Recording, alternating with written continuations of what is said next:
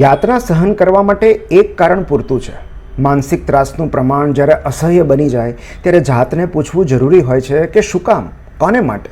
જો એનો જવાબ સ્પષ્ટ મળી જાય તો પછી યાતના સેક્રિફાઈસ બની જાય છે. કોઈ વ્યક્તિ, ધ્યેય કે પર્પઝ માટે જ્યારે આપણે સ્વેચ્છાએ દુઃખ સહન કરીએ છીએ ત્યારે એને ભોગ આપ્યો કહેવાય છે. એ કુટુંબ હોય કે જીવનસાથી, નોકરી હોય કે તાલીમ, સપનું હોય કે સંબંધ, જ્યારે પણ કશુંક છોડી દેવાની પ્રબળ ઈચ્છા થઈ આવે ત્યારે પૂછવા જેવો પ્રશ્ન એક જ હોય છે, તો પછી હજુ સુધી શું કામ પકડી રાખ્યું છે?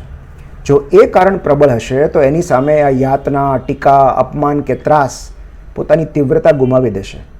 વિક્ટર ફ્રેન્કલે કહેલું તેમ, suffering ceases to be suffering when it finds meaning. દુઃખ સહન કરવા માટેનું એક કારણ મળી જાય તો પીડા પર્વ બની જાય. સફરિંગ અને સેક્રિફાઈસ વચ્ચે એક પર્પઝનો જ તફાવત હોય છે. જો કોઈ પીડા આપણે અકારણ ભોગવવી પડે છે તો એ યાતના છે, અને જો કોઈ ઉદ્દેશ્ય માટે આપણે સ્વેચ્છાએ પીડા ભોગવીએ છીએ તો એ બલિદાન છે. જરૂરી નથી કે કોઈ સપનું સાકાર કરવા માટે કે સફળતા મેળવવા માટે જ બલિદાન આપવું પડે. ક્યારેક એક સંબંધ સાચવી લેવા માટે પણ બલિદાન આપવું પડે છે. અને બલિદાન આપનારા ફરિયાદ નથી કરતા, તેઓ જાત પર ગર્વ અનુભવે છે, કારણ કે એક ઉચ્ચ ઉદ્દેશ્ય માટે તેઓ હસતા મોઢે પીડા સહન કરે છે.